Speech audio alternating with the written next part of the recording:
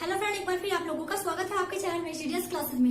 यहाँ बोर्ड पे आप देख रहे होंगे मैंने कुछ क्वेश्चन लिखे हैं। टोटल मैंने 6 क्वेश्चन लिखे हैं जो कि आपके सीटेट के एग्जाम में पूछे जा चुके हैं। ये प्रीवियस ईयर के जो क्वेश्चन पूछे जा चुके हैं वो क्वेश्चन हैं, वो भी 6 क्वेश्चन जो मैंने यहाँ पे रखे हैं। ये 6 क्वेश्चन जो है वो इस तरह के पैटर्न के कई बार क्वेश्चन जो है वो रिपीट हुए हैं, यानी जो क्वेश्चंस मैंने यहाँ लिखे हैं उसमें थोड़ा बहुत चेंज करके, लेकिन पैटर्न जो है वो कहीं ना कहीं कॉमन रहा है। इस तरह के क्वेश्चंस का एग्जाम में आपको देखने को मिलेगा जब आप देखेंगे प्रीवियस ईयर के क्वेश्चंस को।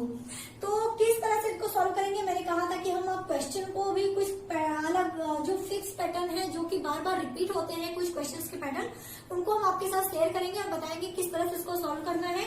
इसमें आपका जो बाकी आप नंबर सिस्टम के टॉपिक्स आपने कवर किए हैं वो इसमें काफी ज्यादा काम आएंगे। तो चलिए वीडियो की शुरुआत करते हैं और आप भी साथ में हल करते रहिएगा, यानी सॉल्व करते रहिएगा क्वेश्चन को, और अपना जो आंसर है खुद ब खुद आप लोग कमेंट में भी बताते रहिएगा और ट्राई करिएगा। और वीडियो पसंद आए तो वीडियो को लाइक शेयर और चैनल को सब्सक्राइब भी कर दीजिएगा। तो ये नंबर सिस्टम का हमारा लास्ट वीडियो होगा, क्योंकि इसके बाद हम बाकी के चैप्टर्स को भी एक एक करके कवर करेंगे। ये थोड़ा लेंथी चैप्टर था कि उसमें काफी सारे पार्ट थे।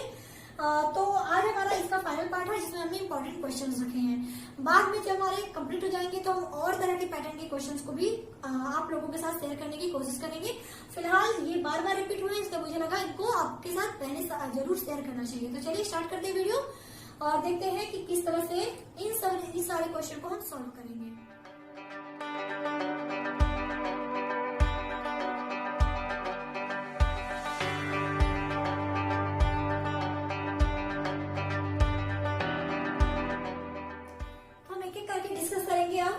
अपने क्वेश्चंस को साथ में आप लोग भी सॉल्व करते रहिएगा। तो देखिए, हमको इसमें सबसे पहला जो क्वेश्चन है कि सबसे छोटी भिन्न पता करनी है। आपके पास 4 ऑप्शंस हैं, 99/100, 68.69, 24/25 और 10/11। ठीक है, ये 4 ऑप्शंस हैं। तो आपको पता करना है सबसे छोटी भिन्न यानी सबसे छोटा फ्रैक्शन कौन सा होगा। तो जैसा मैंने कहा था कि आप 69 का आपको तो मल्टीपल आता नहीं है कि आप उसका भाग दो कितना जाएगा। ठीक है, ये थोड़ा सा कॉम्प्लिकेटेड हो जाता है। तो हमने जैसे मैंने कहा था कि आप लोग अंश अपॉन अंतर वाला जो मैंने कहा था ट्रिक अपनाइएगा। अंश अपॉन अंतर का कहा था मैंने, ठीक है, कहा था सेम यानी डिफरेंस पता करना है। आप ऊपर वाले को सेम पहले रख दीजिए। ठीक है, अभी देखिए मैं यहाँ एक एक लाइन में कर रही हूँ, इसलिए आपको समझ लग रहा होगा टाइम लगेगा, लेकिन टाइम बिल्कुल नहीं लगेगा जब आप प्रैक्टिस करके सीख जाओगे। ये सारी चीजें मैं ऑलरेडी आपको बता चुकी हूँ नंबर सिस्टम के वीडियो में। तो आप अगर वीडियो नहीं देखे हैं ये सारी ट्रिक की या फिर बाकी इस चैप्टर की, तो वीडियो के लिंक अवेलेबल है इसी वीडियो के डिस्क्रिप्शन बॉक्स में, तो जाके जरूर चेक करें। तो देखिए, मैंने कहा डिफरेंस पता करिए। तो 99 और 100 में कितने का डिफरेंस है? 1 का। 68 में 69 का 1 का। 24/25 पे कितने का डिफरेंस है? 1 का। 10/11 में 1 का। तो 1 का किसी भी मल्टीपल में भाग देंगे तो सेम नंबर आएगा। तो सीधे सीधे हमारा वैल्यू आ गया केवल ये। तो अब आपको कुछ करना नहीं है, अब तो सीधे सीधे पता चल गया जो वैल्यू छोटी है वो सबसे छोटा फ्रैक्शन होगा। तो 10 वैल्यू सबसे छोटी है, यानी 10/11 जो है वो सबसे छोटा फ्रैक्शन होगा। सिंपल, बहुत आसान से ट्रिक, आपका आराम से हो गया। नहीं तो अभी आप क्या करते, अभी आप 100 का 99 में भाग देते, फिर 69 का 68 में भाग देते, फिर कुछ दशमलव में वैल्यू आती है डेसिमल में, फिर आप 25 का 24 में भाग देते, बहुत टाइम लग जाता आपका। सीधे सीधे ये वाला ट्रिक आपने यूज किया, डिफरेंट जो अंतर आया, अगर कुछ और आता तो एक एक वैल्यू हम लिख देते जो सॉल्व होता, छोटा अगर आता तो, क्योंकि छोटी डिजिट का हमको मल्टीपल बहुत अच्छे से आता है तो कर देते। अभी हमारी एक एक आई तो हमने सीधे सीधे 1 का भाग दिया, तो 1 का भाग किसी को भी देंगे तो सेम वैल्यू आएगी, तो भाग देने की जरूरत ही नहीं, सीधे सीधे हमने नीचे वाला हटा दिया। हमारी जो वैल्यू इसमें दिख रही है, तो अगर पूछता है यहाँ पे सबसे बड़ी भिन्न कौन सी है तो आप ये लगाते। अगर इसी क्वेश्चन को इस तरह से पूछता कि इसमें इसको आरोही क्रम में लिखे, तो आरोही क्रम का मतलब छोटे से बड़ा, तो सबसे छोटा ये है, फिर ये है, फिर ये, तो कुछ इस तरह होता, यानी ये कुछ इस तरह से होता। अगर यही पूछता कि अवरोही मतलब आपको इसे अवरोही क्रम में लिखना है, तो सबसे पहले आप ये लिखते हैं, फिर ये लिखते हैं, फिर ये, क्योंकि सबसे छोटा ये है, उससे बड़ा ये, उससे बड़ा ये, उससे बड़ा ये, यानी एक क्वेश्चन से 4 तरह के क्वेश्चन आपने सीख लिया। तो समझ में आया ये कि नहीं, कमेंट करके भी बताइएगा। अब चलिए बात करते हैं सेकंड क्वेश्चन की। तो यहाँ पे क्वेश्चन है कि यदि, पहले क्वेश्चन को समझिए, यदि 2/3, 23/30, 9/10, 11/15, 4/5 को आरोही यानी असेंडिंग ऑर्डर में लिखें तो बीचों बीच भिन्न क्या होगी, यानी अगर हम इनको अरेंज कर दें तो सबसे मिडिल वाला जो फ्रैक्शन है वो क्या होगा। ठीक है, इनका क्वेश्चन ये है। तो हमको पहले पता तो करना पड़ेगा ना कि ये फ्रैक्शन का जो सीक्वेंस है वो क्या होगा, क्रम क्या होगा, आरोही क्रम में यानी असेंडिंग ऑर्डर में लिखेंगे। तो पहले हमको ये तो पता करना होगा, क्योंकि हम अभी भाग देंगे, पॉइंट में वैल्यू आएगी, बहुत टाइम लग जाएगा। सीधे ये वाला ट्रिक आपको यूज करना है। तो अगर हम ये ट्रिक यूज करें तो आप सीधे सीधे क्या करो, 2 है, 23 है, 9 है, 11 है, 4/5 है। तो मैंने कहा था अंश को आपको कुछ नहीं करना, अंश को ऊपर के ऊपर लिख देना है, अंतर लिखना है जो अंश और हर के बीच में होगा। अंश और हर के 2 और 3 के बीच 1 का अंतर, 23 और 30 के बीच 7 का अंतर, 9 और 10 के बीच 1 का अंतर, 11 से 15 के बीच 4 का अंतर, 4 से 5 के बीच 1 का अंतर। तो क्या अब आपको 1, 7, 1, 4, 1 का पहाड़ा तो आता है, आराम से कर लो।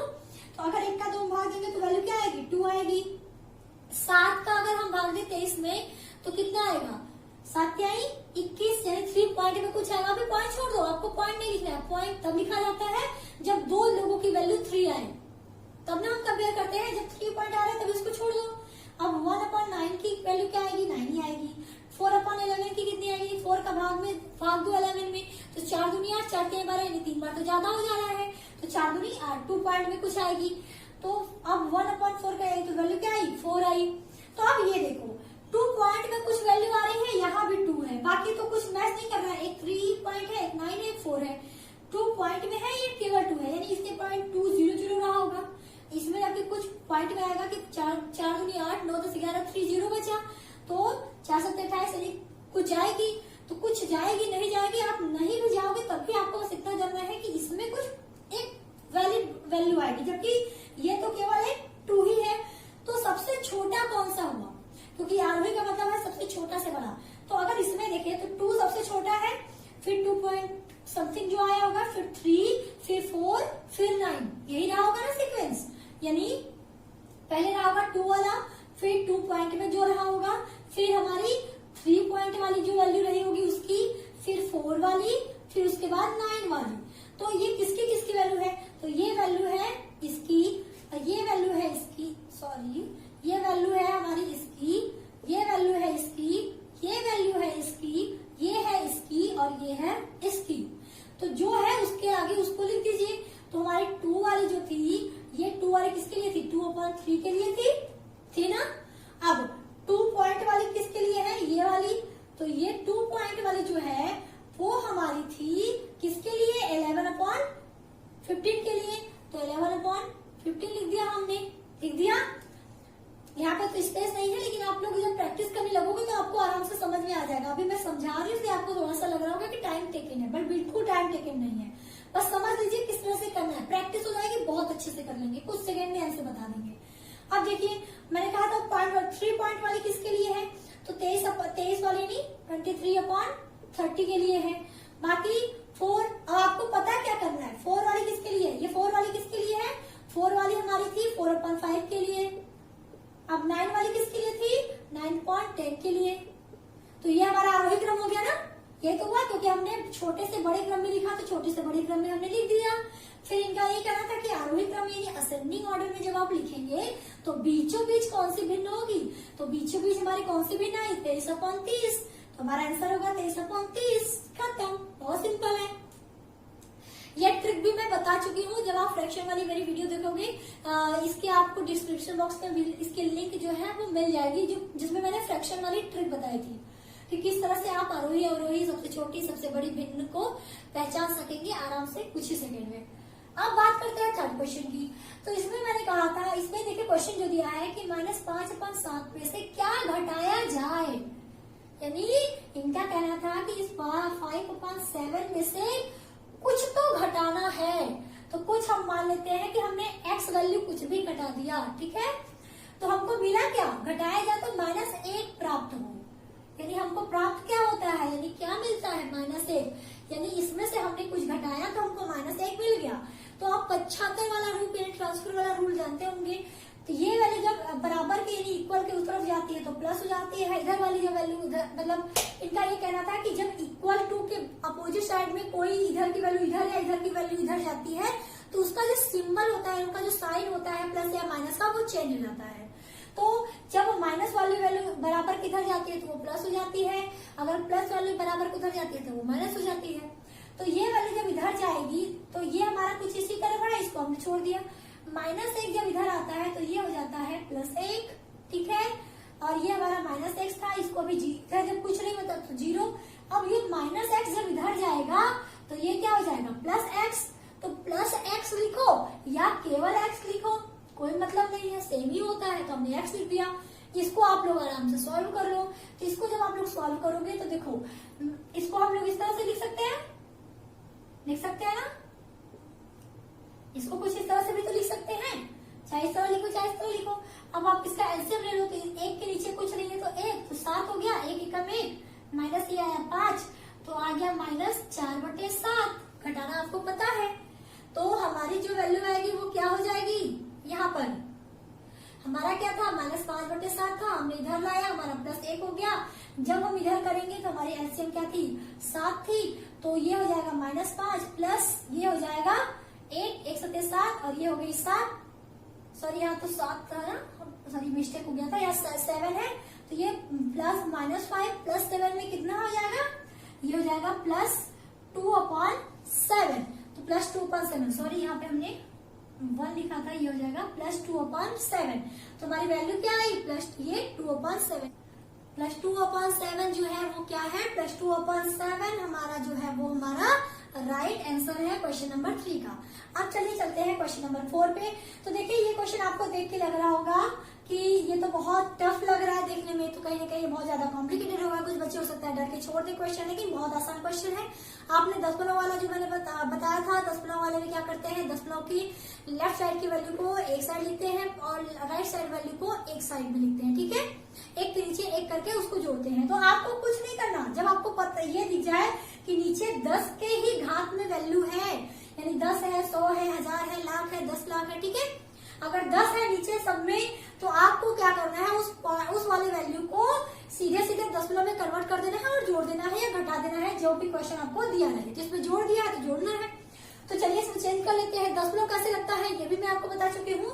तो यहाँ पे आप बस इतना समझ लीजिए, जितना 0 होगा अंश में उतना ही आप राइट से लेफ्ट आएंगे, तो उतने ही स्थान पर जितना 0 होगा आप दशमलव लगा देंगे।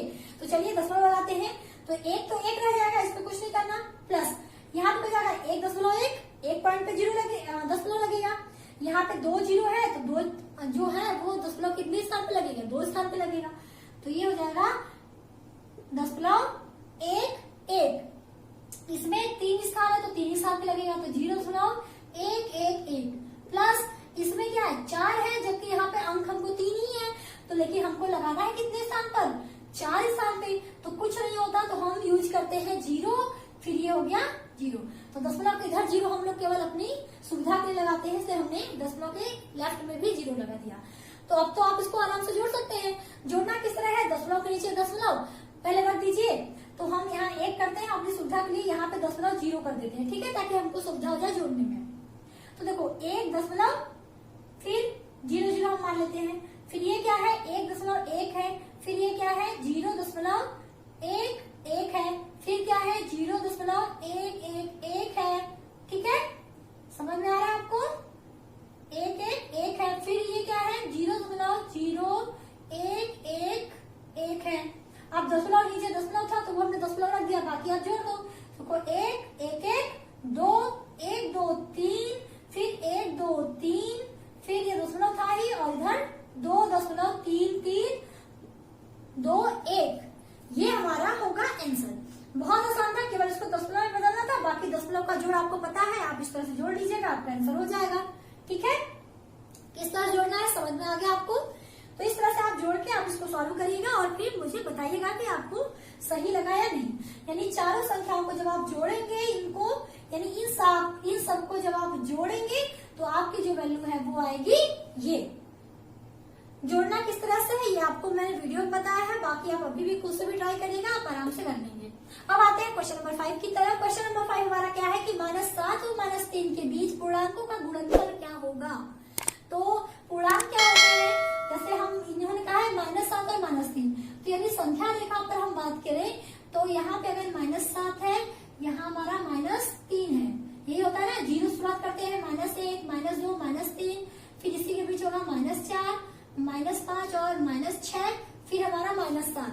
तो इनका ये कहना है कि उसके बीच के पूर्णांकों का का गुणनफल।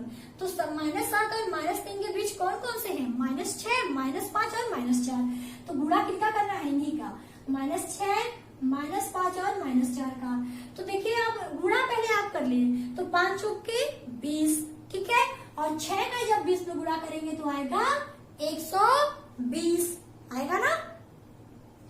20 आया था, 6 का हमने गुणा कर दिया, 6 का, तो हमारा 6 दूनी 12, फिर 1 0, यानी 120 आप मल्टीप्लाई कर लीजिएगा, 120 आएगा। अब बारी आती है कि साइन का लगेगा, प्लस लगेगा माइनस लगेगा। अब देखिए जब माइनस माइनस का गुणा होता है, माइनस और माइनस का गुणा होता है तो वो बन जाता है प्लस, ठीक है, जब दो माइनस का गुणा हो। लेकिन फिर अगर और प्लस माइनस का गुणा हो तो आता है क्या? माइनस आता है।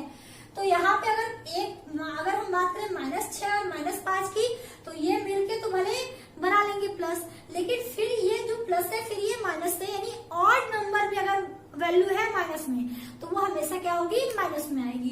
तो ये वैल्यू हो जाएगी -120। तो हमारा आंसर नंबर हो जाएगा बी, -120। इस तरह से भी क्वेश्चन आपको पूछा जा चुका है, यानी माइनस प्लस देके आपको ये भी पूछ सकता है कि अगर आप बात करें कि -7 बड़ा है कि -3, तो क्या बताएंगे आप? देखिए ये क्वेश्चन भी पूछ सकता है आपको कि दोनों में कौन सा बड़ा है।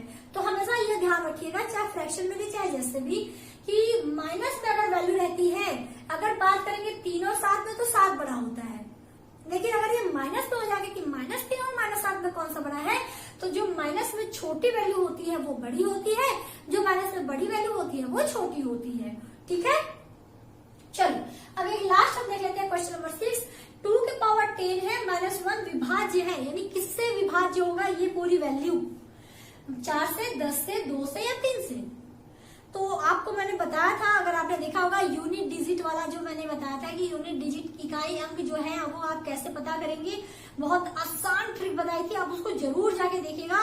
मैं बताती हूँ कि वो बहुत ज्यादा हेल्प करेगी आपको, क्योंकि वो बहुत इजी ट्रिक है और बुक्स में बहुत ज्यादा कॉम्प्लिकेशन के साथ दिया रहता है, तो बुक्स वाली चीजें समझ नहीं आती। वो ट्रिक बहुत ज्यादा इंपॉर्टेंट है और उसका यूज देखिए यहाँ पे किस तरह से करेंगे। देखिए 2 के पावर 10 है, तो मैंने 2 वाले यूनिट डिजिट वाले कॉन्सेप्ट में बताया था कि अगर 2 के पावर कुछ होता है तो 2 के पावर में अगर कुछ दिया है घात, तो उस घात को छोटा करिए पहले आप। और छोटा कैसे करते हैं? 4 से भाग देकर। 4 से उस घात में भाग देंगे, जितना शेष आएगा वो उस संख्या के घात में होगा। जैसे 2 के पावर 10 था, तो 10 को अगर हम 4 से डिवाइड करें तो क्या आएगा? जैसे 10 को 4 से डिवाइड करें तो 4 दूनी 8, बचा कितना? 2। तो जो शेष होता है वही इस मेन संख्या का घात बन जाता है। तो अब बन गया क्या? 2 के पावर 2, फिर -1, तो 2 अगर 2 के पावर 2 करेंगे तो वैल्यू क्या आएगी? 4, 4 - 1, और ये जो होगा वो हमारी वैल्यू क्या आएगी? 3 आई, वैल्यू आई हमारी 3। तो ये आप कह सकते हो कि जो संख्या होगी वो किससे विभाज्य होगी? हमारी 3 से विभाज्य होगी, ठीक है। तो ये था हमारा, ठीक है, ये हमारा कॉन्सेप्ट है, ये मैंने इसे बताया कि किससे वो विभाज्य होगी, आप ये आराम से समझ सके, यानी किससे विभाज्य होगी। बाकी आप चाहे तो अगर 2 के पावर 10 करते हैं उसकी वैल्यू 1024 आएगी, फिर उससे 1023 आएगी, यानी अगर इसको करें तो 2 के पावर हमारी जो वैल्यू आती है वो 1024 आती है। अगर इसमें से एक घटा देंगे तो हमारी 1023 आएगी। फिर आपको चेक करना है इसमें से किससे कटेगी। तो देखिए 2 से तो नहीं कटेगी, क्योंकि हमारी वैल्यू क्या है? 3 है लास्ट में, तो 2 से नहीं कटेगी, 4 से भी नहीं कटेगी, 10 से भी नहीं कटेगी, कटेगी किससे? 3 से कटेगी। तो ये हमारी वैल्यू होगी 3। मेन कॉन्सेप्ट तो ये है, लेकिन मैंने केवल एक ट्रिक बताया था कि आप किस तरह से और कर सकते हैं कि आपकी वैल्यू जो है वो आ जाए। तो एक ट्रिक आप ये भी यूज कर सकते हैं, ठीक है, क्योंकि इसमें ये कहा गया है कि लास्ट डिजिट हमारी 3 है, यानी संख्या जो है वो किससे कटेगी?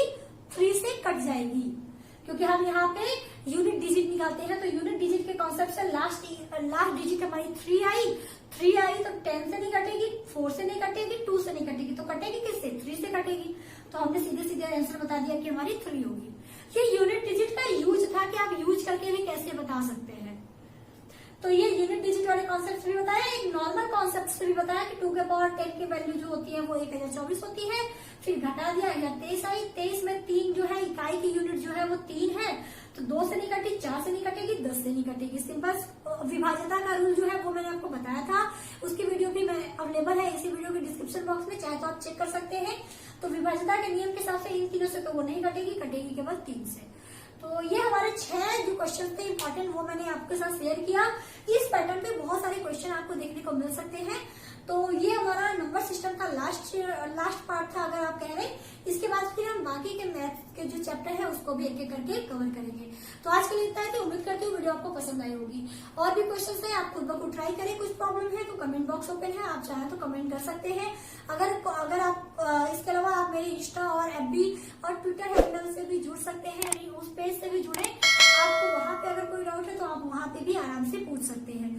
तो चलिए आज के लिए इतना ही ना।